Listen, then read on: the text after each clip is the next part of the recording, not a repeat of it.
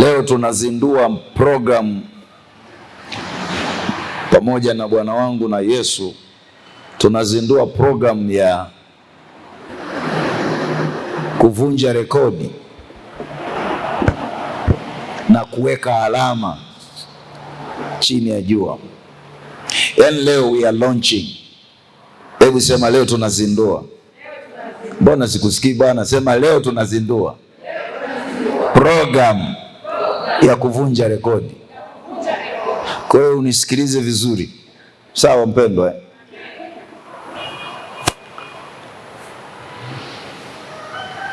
Neno la Mungu linasema, kitabu cha Kumbukumbu la Torati mlango wa 28. Kumbuka ndio mlango tunaotembelea huu. Wiki iliyopita tumekaa hapo. Leo tunaenda kwenye eneo lingine. Biblia inasema itakuwa utakaposikia sauti ya Bwana Mungu wako. Deuteronomy 28. Itakuwa utakaposikia sauti ya Bwana Mungu wako kwa bidii kutunza kuyafanya maagizo yote ni kuagizayo leo, ndipo Bwana Mungu wako atakapokutukuza juu ya mataifa yote ya duniani.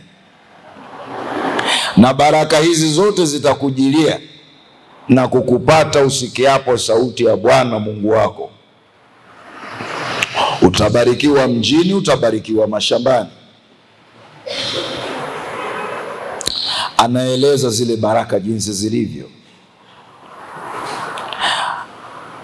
Mstari wa 4, utabarikiwa uzao wa tumbo lako.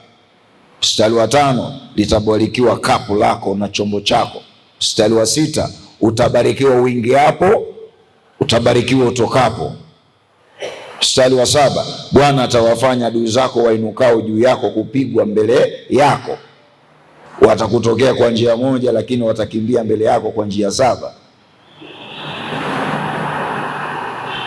Yaani wanakuja barabara yao hii hapa. Tunawaona wote wanakuja, wanatokea hapa, wanakuja kukushambulia. Lakini watakapopigwa zitagawanyika njia 7. Hao watakimbilia njia hii, hao watakimbilia njia hii, hao watakimbilia njia hii.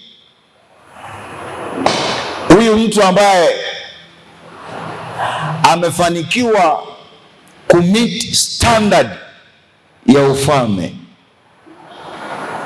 Mungu anatoa maelekezo haya: to anyone who will meet my standard, I will exalt him higher above. Yeye atakaye fikia kiwango nilichoweka, ubora nilioweka, yeye atakayetembea katika laini, katika matarajio yangu haya, katika qualities hizi, hakuna shaka nitamuinua juu ya watu wote ambao hawajafanya hicho ambacho yeye amefanya. Na nikishamweka juu, baraka zinakuja kwake. Popote atakapokwenda, blessing. Lolote atakalolifanya, blessing. Iwe ni chakula chake, akitapungua kitazidi kuongezeka kwa sababu ya blessing. Afya yake itakuwa blessing. Watoto wake watabeba blessing. Biashara zake zitatembelea blessing. Na maadui wake wanapokuja kupigana naye, maadui hawatampiga, watapigwa. Sema amina. Sema haleluya. Leo tunazindua kampeni ya kuvunja rekodi kwa jina la Yesu. Nilitarajia nisikie amina kubwa. Mungu ana shauku ya kuinua watu. Mungu ana shauku ya kuona watu wako juu, watu wake sio chini. Ukiendelea anasema, mstari wa ngapi? Wa 8. Anasema Bwana ataiamuru baraka ije juu yako. Bwana anaiamuru baraka, inakuja wapi? Juu. juu hapa, inakuja juu hapa. Anaendelea anasema, mstari wa 9, Bwana atakuweka uwe taifa takatifu kwake. Yaani hauwi mtakatifu kwa kufunga na kuomba, unakuwa mtakatifu kwa kumit standard aliyoiweka. Yaani wewe kazi yako, amesema itakuwa utakaposikia wewe ni kuja mahali pa kusikia neno, kusikia mafundisho, kusikia maelekezo ya ufalme. Mbingu inaelekeza wewe uishi maisha gani, mbingu inaelekeza wewe uzingatie mambo gani, mbingu inaelekeza wewe ufanye nini.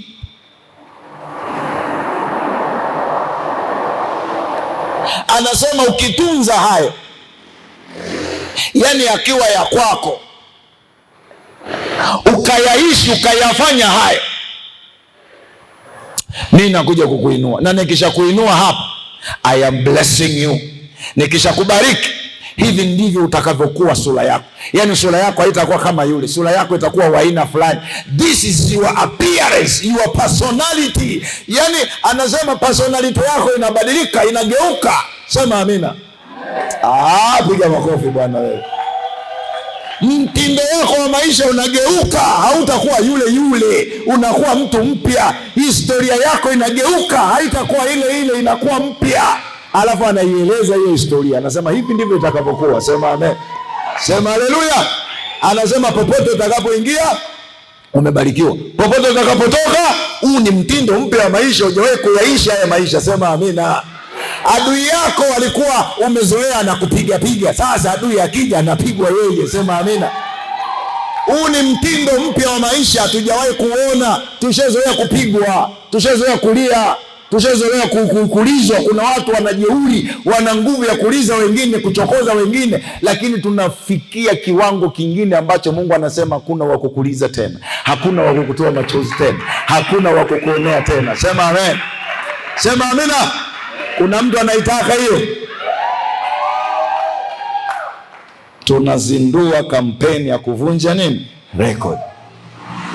Huu mwaka 26 utakuwa ni mwaka ambao hata kama hujawahi kufanya kitu chochote cha maana, huu mwaka utafanya kitu cha maana. Ninakwambia kwa jina la Bwana, nimetumwa kukwambia huu mwaka tunavunja nini? Record. Huu mwaka sisi wa CCG tutafanya vitu ambavyo hatujawahi kufanya. Na hii ndio maana aliposema, akasema mwaka wenu utakuwa ni mwaka wa restoration. Akasema hivi, yale ambayo umeyapoteza kwa miaka 15, mwanangu Filipo, unaenda kuyapata yote kwa mwaka mmoja.